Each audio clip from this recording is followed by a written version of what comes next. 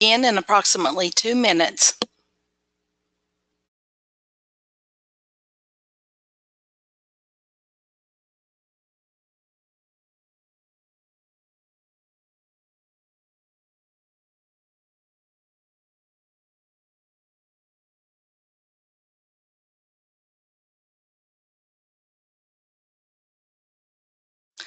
Good afternoon and welcome to the NCEES webinar, School Executive Standard 5, Managerial Leadership.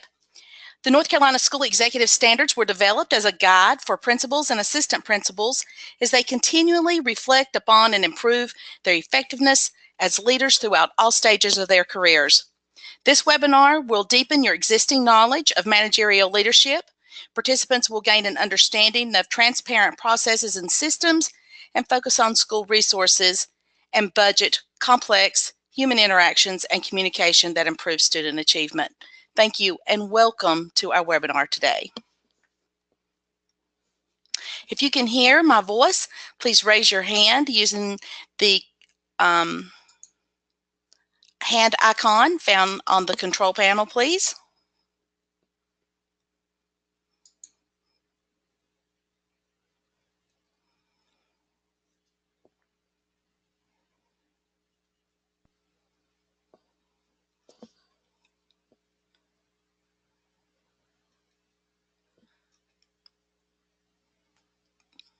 Heather, did everyone raise their hand? Did you notice?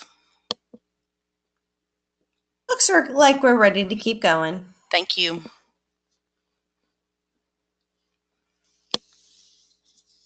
So I am Dr. Kimberly Simmons. I'm the NCEES coordinator serving all of North Carolina.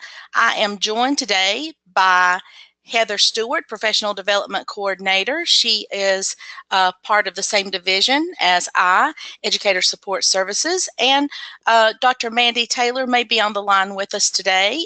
She is also a Professional Development Coordinator. And these ladies will be monitoring the questions bar and responding with any links or clarification that you may need throughout the webinar today. Thank you, ladies, for joining us. Our webinar norms: minimize your outside distractions, be attentive and participate, notify the presenter if you are having technical difficulties by raising your hand, and please use the questions bar on your dashboard to ask questions.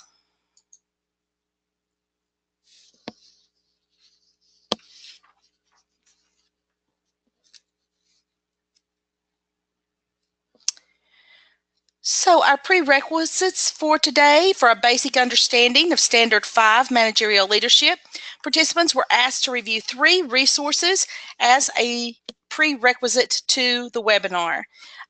Everyone was asked to review the School Executive Standard 5 recorded webinar. And you see bullet 2, the presentation from the recorded webinar, and to also review the North Carolina School Executive questions. And we will, I think Heather has provided a link in the chat bar for everyone. If you have not already reviewed these resources, please do so. The webinar today will be diving deeper into the context of the standards and providing application for improvement.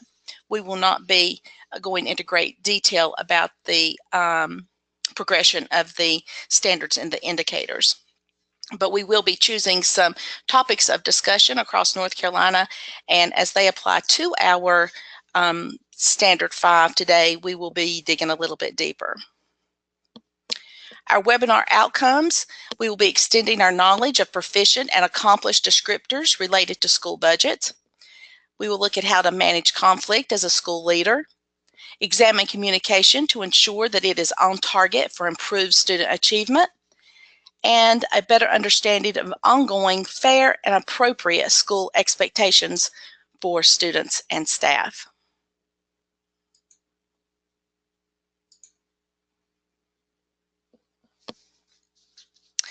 To the left, you see a screenshot of the questions for North Carolina School Executive Standards resource. The front page is on your left. Managerial leadership questions are located in the red box, red box to the right of the screen on the back side of the document. So you see the front and the back, and the red box is not showing up, but right here is where we are on the back. But that's where we'll be pulling our questions, is from Managerial Leadership. This resource was created in response to superintendent's request. They were familiar with the questions resource created for principals to use coaching teachers, and superintendents wanted a resource to address the standards for the principal evaluation as well. So this resource also helps us as administrators better understand the desired outcomes for each standard. So we will be referencing this document throughout the presentation today, and I hope that you will use it outside of this presentation to better inform your work. And there's the red box. It was on the next click.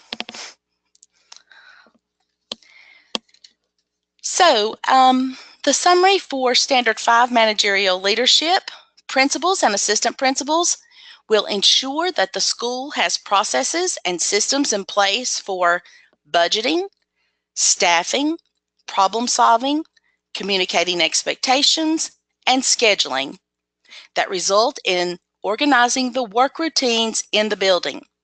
The principal and assistant principal must be responsible for monitoring of the school budget and the inclusion of all teachers in the budget decision so as to meet the 21st century needs of every classroom. Effectively and efficiently managing the complexity of everyday life is critical for staff to be able to focus its energy on improvement. So,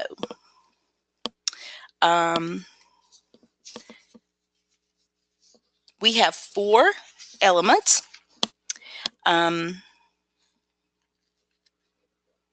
Here we have, with attention drawn to the various clues in the managerial leadership. So you will see that I have highlighted or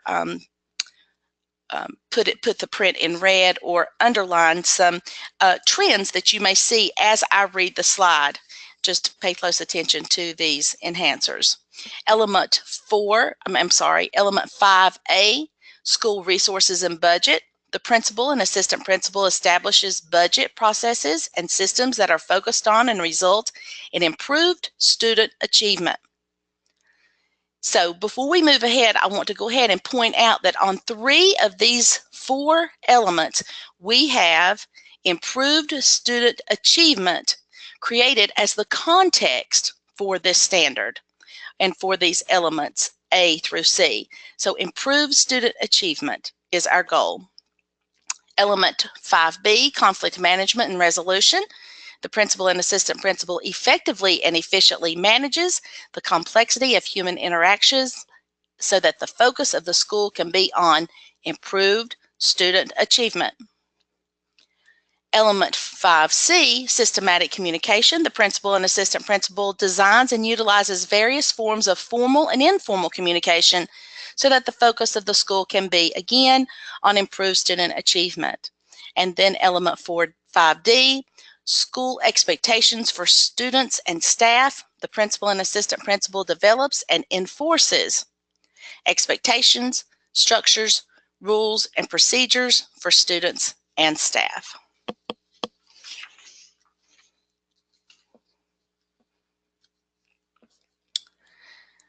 So 5A, school resources and budget. The principal and assistant principal, we read this before, establishes the budget processes and systems which are focused on and result in improved student achievement. The prerequisite webinar that you already watched really examined the element. So I want us to focus our time today into looking specifically at the proficient category and the accomplished category. National research suggests that 90% of teachers are rated either proficient or accomplished.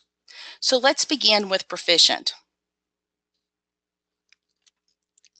Incorporates, and I'm reading the indicator, incorporates the input of school improvement team in budget and resource decisions and uses feedback and data to assess the success of funding and program decisions. Under the accomplished category, the administrator designs transparent systems to equitably manage human and financial resources. So when making budget decisions, assume that the budget will be published in the local paper for all to review. This practice of transparency will serve you well. Share your decision-making process and reasons for your budget decisions. What evidence supports the proficient and accomplished descriptors? So let's look. Evidence for proficient. We have school improvement agenda, standing budget, minutes. We also have surveys, disaggregated student achievement, and data. Well, disaggregated student achievement data. So those are sets of evidences that support the two indicators. Now let's look at accomplished. Evidences for accomplished, and let's look back at the descriptor here, designs transparent systems to equitably manage human and financial resources. Here, evidence would include communication regarding the budget, and ask yourself, how am I making resource decisions transparent? Also, you can include here the interview process, questions, or a specific rubric for positions that you hire. Being very transparent. So we addressed the financial resources, but the human resources as well. And that again is, how do you keep your good people, and how do you go about the process of finding those good people to hire in your schools when you have vacancies?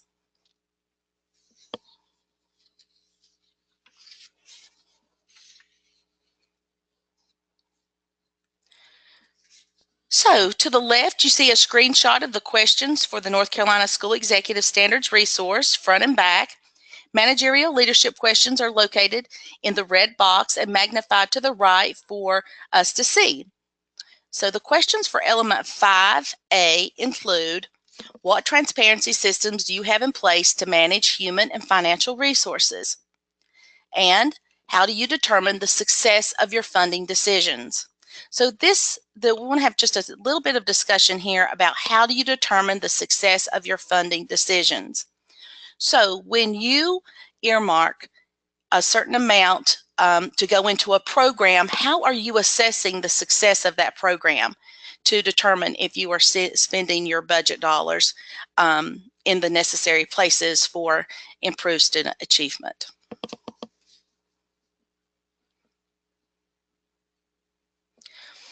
So element 5B, conflict management and resolution. The principal or assistant principal effectively and efficiently manages the complexity of human interactions so that the focus of the school can be on improved student achievement. Human interactions are extremely complex in a school environment. Most staff are passionate about children and their education, whether the interactions are between colleagues, families, advocates, students, or any mix. Relationships are key, and the complex interactions are key to those relationships. And again, note that this element, just like element 5A, focuses on improved student achievement. So how can you use conflict management and resolution to ultimately have a positive effect on improved student achievement? So let's look at the highlighted actions, beginning with demonstrates, creates, onto resolves, provides and discusses, and ending with monitors and resolves in the distinguished category. So for the developing category, an administrator demonstrates awareness of potential problems and/or areas of conflict within the school. As a proficient administrator, he or she creates processes to resolve those problems and/or areas of conflict within the school. The accomplished requires a talented and informed leader who resolves school-based problems, conflicts, in a fair and democratic way. Then provides opportunities for staff members to express opinions contrary to those of authority or in relationship to potentially discordant issues, and discusses with staff and implements solutions to address potential discordant issues. Now look at the last column for the distinguished rating. The first descriptor says, Monitor staff response to discussions about solutions to potentially discordant issues to ensure that all interests are heard and respected. This descriptor is for the leader that understands the importance of being a good listener. An effective leader listens. The second descriptor resolves conflicts to ensure the best interest of students and the school result an extension of the first descriptor for the accomplished category. However, in addition to resolving school-based problems, conflicts in a fair and democratic way, the distinguished leader ensures the best interest of students and the school result. Unresolved conflict is cancerous to a healthy learning environment. So let's take a closer look at how to manage school conflict.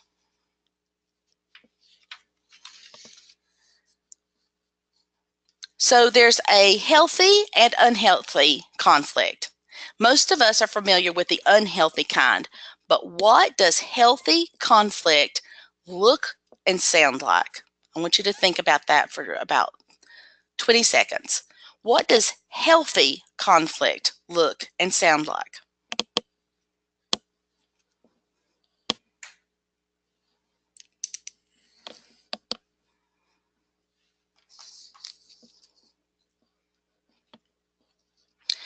So if you are a team leader, a department head, a grade level chair, coach, or an administrator, chances are that conflict makes you nervous.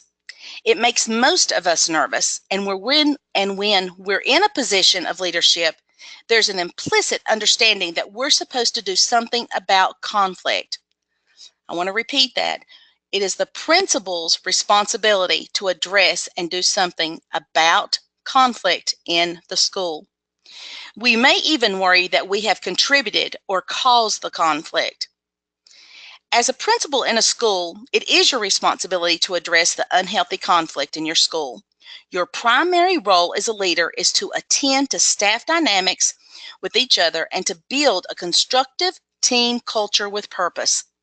Without a healthy team culture, you probably won't get into the kinds of conversations that make a big difference for students, because those conversations are challenging ones in which conflict will most likely surface. And that said, let me offer you some ways to manage unhealthy conflict in teams that you lead. So name the conflict. That is our first step in this process. Because many of us are afraid of conflict, we can hide in denial of its existence. The first step is to acknowledge that there is conflict in a team that you lead or in a group that you're a part of, and name the conflict. It helps if you name the conflict as a communication dynamic rather than blaming conflict on individuals. There's a difference between thinking James is so resistant to new ideas and thinking James makes declarative statements that put an end to discussions. So identify the behaviors that generate unhealthy conflict and separate those from people as human beings. Once you've identified the conflict in the team, then you'll need to name it with this group. Sometimes you may need to name it for them, and sometimes you'll see that there'll be more of an investment from your team if you facilitate a discussion where everyone identifies the conflict. But as noted with bullet 2, a team may experience conflict because the responsibilities of individuals are very different from each other, or because they disagree on goals or action steps. And bullet 3, identifying the sources of conflict can help to depersonalize it. Sources can also include a shortage of resource or time, organizational politics, and organizational dysfunction. Naming the conflict is the first step to managing conflict. So here we have four bullets for managing conflict, and we discussed naming the conflict on the previous slide. Now let's look at bullet 2. Consider addressing the conflict now or later. So here you have to make a decision. Do I, during this meeting, in the middle of this conflict, do I address it, or do I wait and speak with individuals or speak with pairs or come back to this group at a later time. When you notice unhealthy conflict in your team, you'll need to make an assessment about whether it needs to be addressed in the moment with the team or whether it's a conflict between two team members that needs to be addressed later. Most likely, you'll know if the situation is the latter. You'll have seen these team members engage in unhealthy conflict with each other before, or you'll be able to see the clearly interpersonal conflict between the two people. I personally look for patterns before addressing conflict, whether it be within a group or between individuals.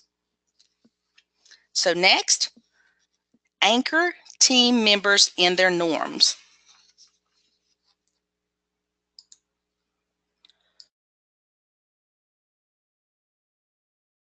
Sorry.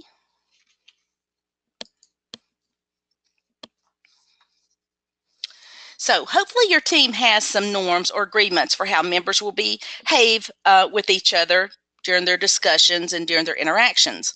Ideally, these help to prevent unhealthy conflict. When a norm is broken, you can remind the team of their norms and share the impact on the team when a norm isn't adhered to. You might say something like, I want to remind everyone that one of our norms is to assume positive intent, and that might be enough to subtly shift how a group is behaving. I also like the norm, assume the best from your colleagues.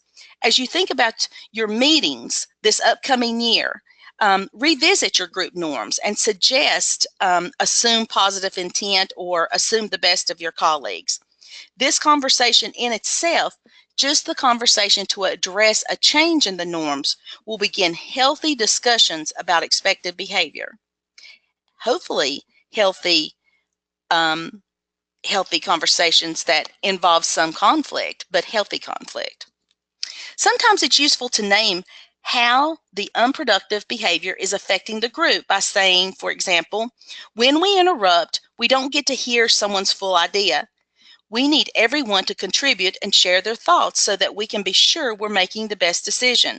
If we don't make good decisions, we're less likely to get a full commitment from each other.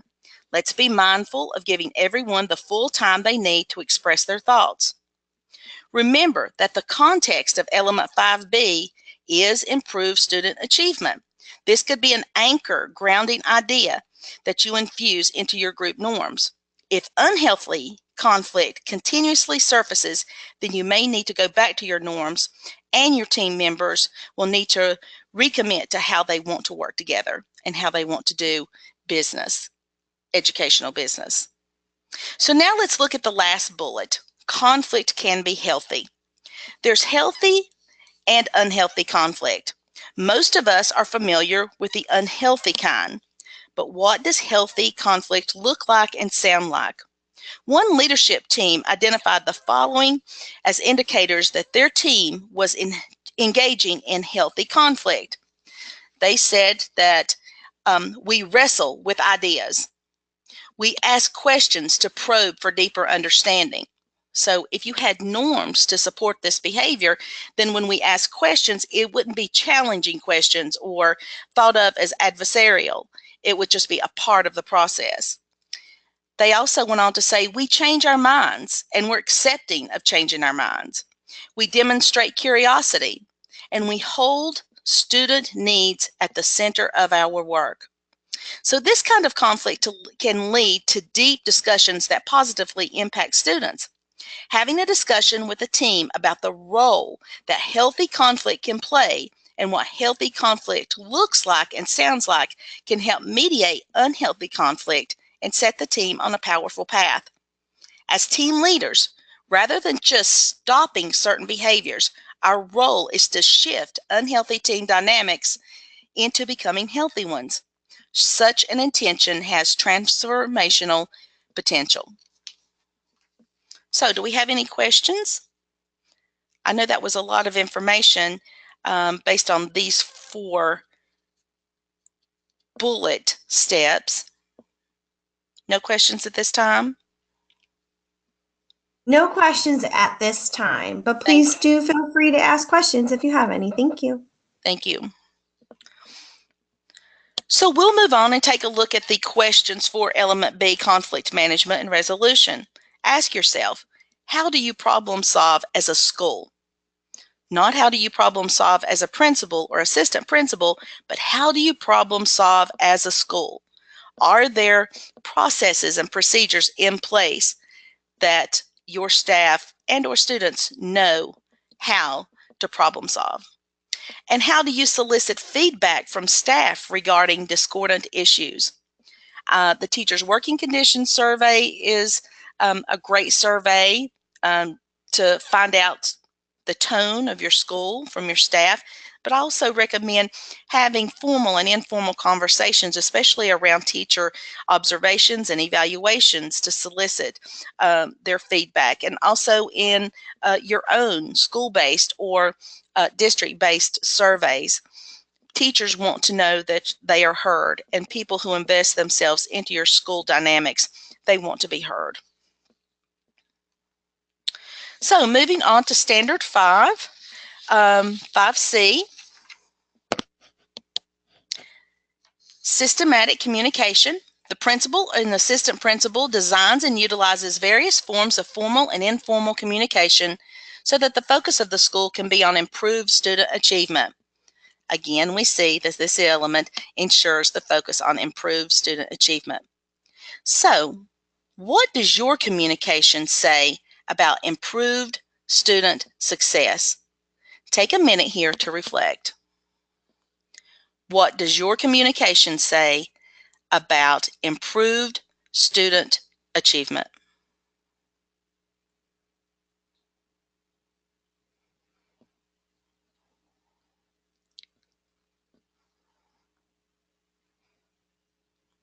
So our focus here, our conversation on this slide, is going to be about how we progress across our rubric: understands, designs, involves, utilizes, provides, ensures. All of these things, all of these verbs that are used, which discusses systems about open communication and providing for timely, responsible sharing of information, all of these things need to be related back to the context of the improved student achievement. This has to be at the forefront of your systematic communication. So I want to pull your attention over to the accomplished category, and I'd like to read these.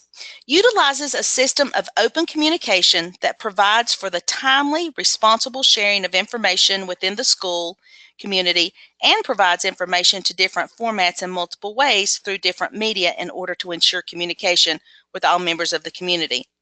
Notice that the accomplished descriptor mentions the sharing of information within the school community, compared to the proficient descriptor, which says sharing of information to, from, and with the school community. So examples of sharing information from within could be a lot of our social virtual platforms: Instagram, Facebook, Twitter, just to mention a few, blogs, or it could be something as simple as having a parent voice shared each month in a newsletter. But look for and create such opportunities for the voice from within your school community to be utilized in open communication. Here we have for systematic communication, ask yourself, what procedures do you have in place to ensure clear and timely communication? And just a question, an extended question I would ask here is, do your teachers know how quickly you will be responding to them? Do your teachers want to text as a part of your communication plan? Or do you want to email, phone calls to and from? Make sure that you're clear with this communication and the expectation.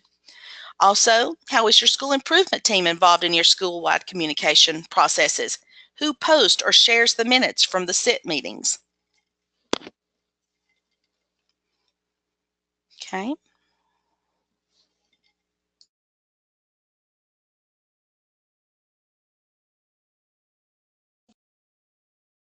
So now moving on to Standard 5D. Again, you see a progression here with the highlighted descriptors: understands, develops, communicates, and monitors. Let's focus our attention on the distinguished category descriptors. Systematically monitors issues around compliance with expectations, structures, rules, and expectations. Utilizes staff and student input to resolve such issues, and regularly reviews the need for changes to expectations, structures, rules, and expectations. So change is the magic word here. Change is to be expected. Changes to our expectations, structures, and rules keep us current. I'm going to say that one more time. Change is to be expected, and changes to our expectations, structures, and rules keep us current. It also means that we are willing to take risk and do things differently to meet the uniqueness of our building. Technology is continuously changing, thus requiring us to include change as a way we must do school business, and do school business well by educating children. So ask yourself for 5D, how do you know students and staff understand your expectations? Are you clear? And tell me about an experience, tell me about an expectation, rule, or procedure that you have changed. How did you know there was a need for change? And did you utilize student and/or staff input when making the change?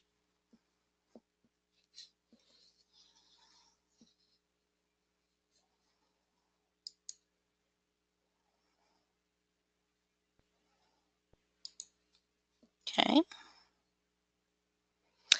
So here we have a list of Standard 5 artifacts that are provided in our teacher evaluation manual. We have the North Carolina Teacher Working Conditions Survey, the School Improvement Plan, external reviews such as budget, copies of master schedules and procedures, communication of safety procedures and behavior expectations throughout the school and community, or out the school community. But what other artifacts can you share or can you think of that would apply to Standard 5 artifacts? Seems like with our continuous technology growth that we have and the continuous change that's brought about by our technology, a lot of our artifacts would be technology based. So norms could be an example of artifacts here. Changes that you've made, a change plan. Of course, your school improvement notes and team meetings. So think about stepping outside of what has been provided to you to certainly go beyond this list of artifacts to find 21st century artifacts. So this webinar, recorded webinar, will be right here to the left side. This is the NCEES Wiki where we house all of our resources, but it'll be under Archived Webinars 2017-18, and it'll be there within a couple of days. So if you have colleagues, please send them the link and let them, or tell them where it is and let them view the webinar or utilize it in professional development within your district, however you see beneficial. I'll answer any questions, and while I'm waiting on those to come in, I will review the upcoming webinars. Tuesday, May 1st, we'll do the NCEES School Executive Standards 6 and 7, Standard 6 External Development Leadership and Standard 7 Micropolitical Leadership. On Tuesday, May 8th, we will have the NCEES webinar, Teacher and Support Staff End of the Year Process, and that will be taking a look at the tool and how to complete the end of year process. And on Tuesday, May 15th, the NCEES webinar, the Administrator End of the Year Process. And again, that is mostly around the tool. So, questions?